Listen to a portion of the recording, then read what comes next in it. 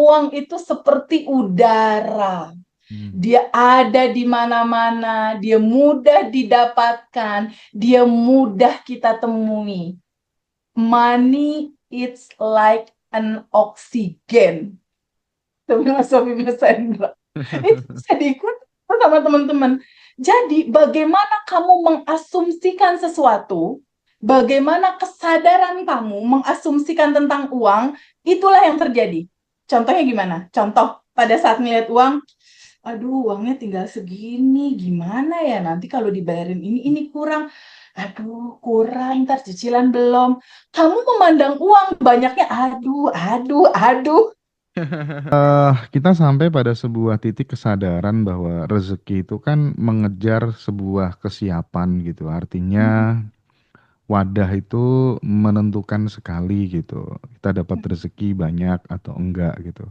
Iya. Bukan hanya sekedar usaha atau kerja keras gitu. Hmm.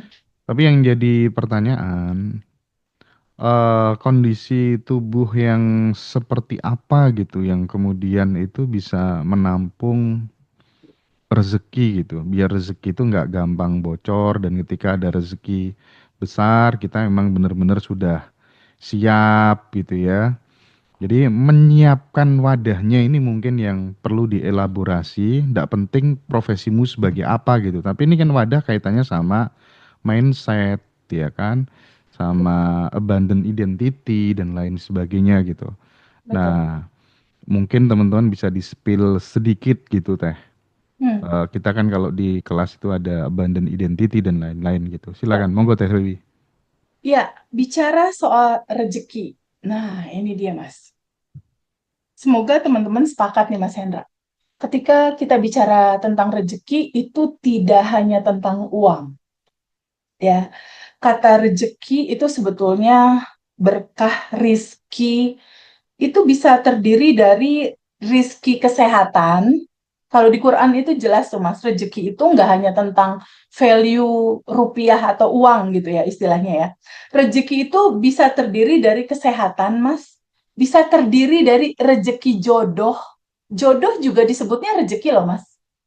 Jadi rezeki itu bisa kesehatan, bisa jodoh, bisa uang, Hmm. bisa juga rezeki partner bisnis kayak aku sama tim Harley aku misalnya, Hmm. aku sama tim aku ada misalnya ngelola kafe, itu juga termasuk rezeki juga itu. Termasuk rezeki pertemanan kayak aku sama Mas Hendra, aku sama teman-teman semua. Pertemanan kita juga itu rizki sebetulnya. Sama seperti pemahaman kata abundance. Abundance itu tidak identik dengan uang sebetulnya.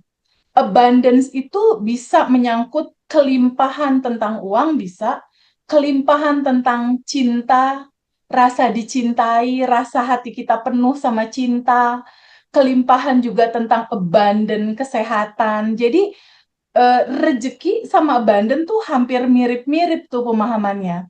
Jika kita mau mengkerucutkan itu, bahwa rezeki itu dalam satu sudut aja nih, tentang uang misalnya, yang perlu dipahami adalah apakah substansi dari uang sebetulnya?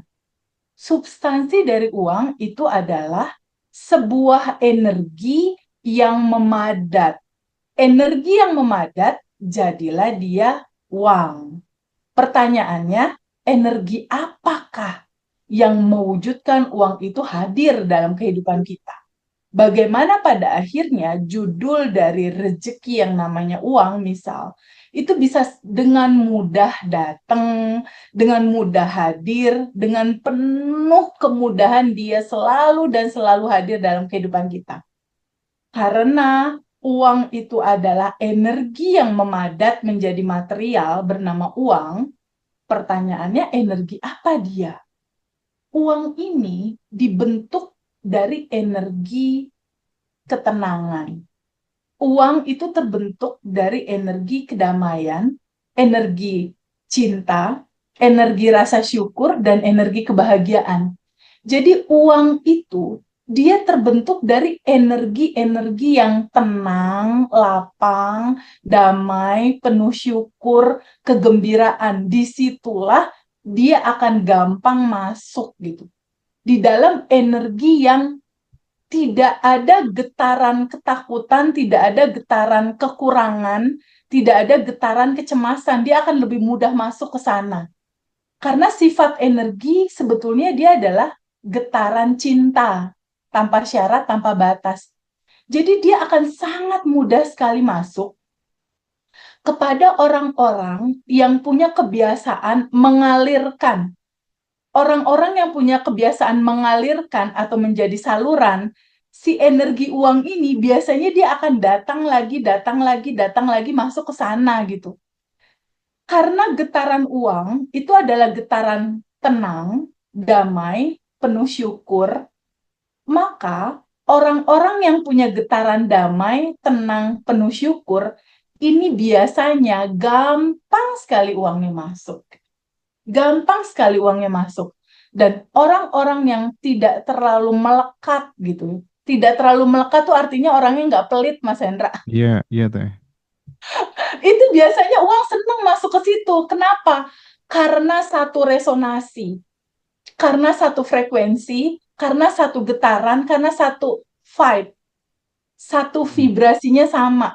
Jadi si uang ini menceritakan tentang getaran cinta, getaran pembebasan, dan getaran di mana kemelekatan itu nggak ada gitu. Menggenggam uang itu, nggak mau uang ini dikeluarin, takut kurang gitu ibaratnya. Justru rumusannya gini, Mas. Semakin kamu mudah, ringan mengalirkan, misalnya Mas Hendra ngasih ke Iya. adik yatim, ngasih ke temen, ngasih tips ke tim, ngasih ke anak-anak bonus gitu yang kerja. Semakin kamu ringan melepaskan, dia semakin ringan masuk. Gitu Nah, rumusnya.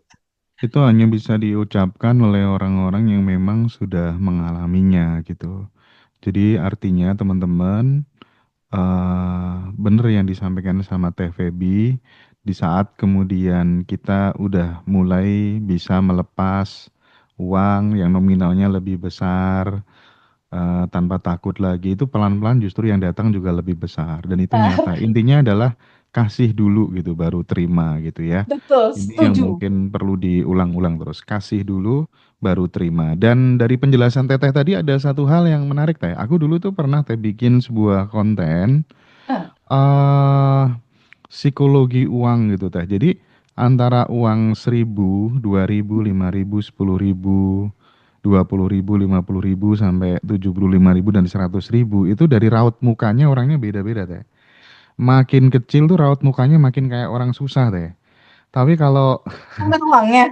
iya, lihat aja nanti teteh nanti perhatikan aja, komparasikan aja nanti ya antara uang 10.000, 20.000, 50.000, 100.000 itu senyumnya beda teh. Nah, itu mengandung pesan juga barangkali ya. Nah, Iya. oke oke. Nah, Satu hal yang sekarang perlu ya gimana dipahami, gimana? Mas, tambahan maaf. Untuk memahami kehidupan kita mengalami kelimpahan, substansi terbesarnya itu adalah sebuah kesadaran, Mas. Ini Mm-mm. bisa dicek ya sama teman-teman semua ya, sama teman-teman yang lagi nonton ini. Kesadaran apa, Teh? Kesadaran bagaimanakah kamu memandang uang? Gimana sih kamu memandang uang ini? Jadi kalau misalnya kamu mandang uang, perasaan kamu tentang uang apa?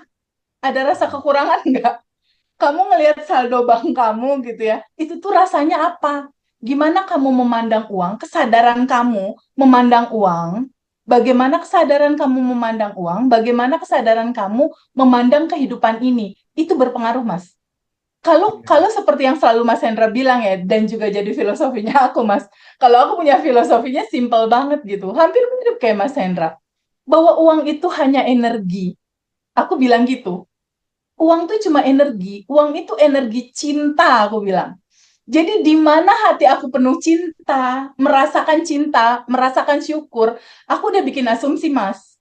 Hmm. Di titik aku merasakan cinta, merasakan syukur yang besar, yang dalam, rasa grateful gitu, rasa penuh syukur, uang itu datang transferan masuk, rekening bank aku bertambah. Gitu aku bikin asumsinya. Oke. Jadi sama seperti asumsi Mas Hendra, uang itu seperti udara. Hmm. Dia ada di mana-mana, dia mudah didapatkan, dia mudah kita temui. Money it's like an oxygen. Filosofi Mas Hendra. Itu bisa diikuti sama teman-teman. Jadi, bagaimana kamu mengasumsikan sesuatu, bagaimana kesadaran kamu mengasumsikan tentang uang, itulah yang terjadi. Contohnya gimana? Contoh, pada saat ngeliat uang, aduh, uangnya tinggal segini, gimana ya? Nanti kalau dibayarin ini kurang. Aduh, kurang, ntar cicilan belum. Kamu memandang uang banyaknya, aduh, aduh, aduh. Itu kesadaran kamu memandang uang, aduh, realita pantulannya dia akan banyak dibikin aduh soal uang. Gitu, Mas. Itu yang nggak Hmm, disadari sama kita semua. Tapi coba kalau kita lihat uang, misalnya kalaupun cuma tinggal 100.000 nih, Mas, di dompet, hmm, misal. hmm, hmm. Misal ya, beda beda sikap nih. Pada saat ada seseorang, contoh aku deh, tapi kalau uang tinggal 100.000 di dompet gimana? Aku, kalau uang tinggal 100.000, nggak masalah. Hmm. Uang yang aku sayang, kamu adalah cinta. Aku mau belah-belah kamu ya jadi 20 ribuan 5. Aku mau mengalirkan cinta ke mbak aku misalnya. Atau ke ibu tukang sapu. Aku mau ngalirin cinta. Orang aku percaya kok. Karena aku punya asumsi. Ketika cinta itu disampaikan, dia akan balik lagi kok kayak magnet Oke. gitu. Itu jadi semacam kayak anchor gitu teman-teman ya. Dan khususnya buat teman-teman adik-adik kita yang masih muda-muda, SMA, mahasiswa gitu ya. Mungkin teman-teman bisa copy paste cara ini dan menurutku ini sangat works banget gitu. Jadi sebenarnya kan kalau misalnya kita tuh mau menginstal software kemakmuran, kesehatan atau apapun di dalam subconscious mind kita itu kan supaya untuk menembus yang namanya reticular activating system Yes. itu ada 5 cara gitu. Di Ngaji Hmm, Rasul sudah sering dibahas. Yang pertama adalah mengulang-ulang kata-kata atau repetisi. ya, Yang kedua adalah emosi yang intensif pada saat teman-teman lagi sakit hati, lagi marah, lagi sedih, lagi galau atau lagi bahagia. Di situ ya, ras terbuka dan disitulah kesempatan untuk memasukkan data. software-software atau program-program atau data-data gitu. Yang Betul. ketiga, mungkin pada saat kita dalam kondisi rileks, gelombang Hmm, theta barangkali, ya. nah, di situ juga bisa journaling atau Hmm. kemudian membuat video di dalam pikiran gitu ya. Asumsi, asumsi baru. Nah, yang keempat adalah figur otoritas, memanfaatkan Hmm, figur otoritas gitu. Makanya hati-hati memilih figur otoritas. Ketika kemudian ngefans sama kiai misalnya, ustadz misalnya, dan ustadznya bilang, nanti kalau orang kaya tuh susah masuk surga. Nah, itu bisa nah, jadi data yang langsung masuk karena itu omongan dari figur otoritas dan yang terakhir adalah identifikasi betul. kelompok. Pentingnya Hmm, membuat sebuah komunitas, circle, kita akan hmm. buktinya Feby bisa kok, Hendra mesti bisa kayak gitu kan. Iya, Nah, ini penting betul. sekali gitu. Nah, semoga buat teman-teman yang khususnya yang adik-adik kita, mahasiswa, mahasiswi, anak-anak SMA, ini bisa mulai belajar kayak gini tuh pelan-pelan mulai dari sekarang gitu ya, sehingga nggak nunggu tua baru belajar gitu ya. Telat. Waktunya sempit, Mas, buat abandonnya kita. Makanya Teh. Nah, oke. Lalu kemudian kadang ada pertanyaan gini ya Teh ya, kalau apa ya, orang itu kan kadang doanya sama gitu Teh ya. Hmm, Niatnya juga sama gitu Teh. mm-mm. Tapi kadang jalan hidupnya kok bisa Beda. Hmm. beda gitu ya. Itu kan sering muncul pertanyaan kayak gitu. Gimana Teh? Oh iya, jelas. Doanya sama. Ya Allah, berikan aku rezeki, berikan aku jodoh, berikan aku rumah, mobil. Niatnya sama. Mau Hmm. membahagiakan orang tua, Ya, membahagiakan istri, membahagiakan anak. Anggap ya, sama tuh ya, ya, dua-duanya. ya. Kalau kesadarannya beda, ya beda hasilnya, Mas. Hmm. Maksudnya gimana? Yang satu mempunyai gambar kesadaran diri dia, aduh, aku anak petani kayaknya nggak mampu, kayaknya susah. Kesadarannya nggak ada dalam kebahagiaan dan kelimpahan untuk tahu dia tuh siapa sebenarnya. Iya, iya. Kesadarannya merasa bahwa aku nggak mampu, aku kerdil, aku nggak layak. Ya nggak jadi, Mas. Karena yang diwujudkan oleh semesta itu adalah cerita di balik niat, cerita di balik doa, yaitu kesadaran dan identitas dirimu.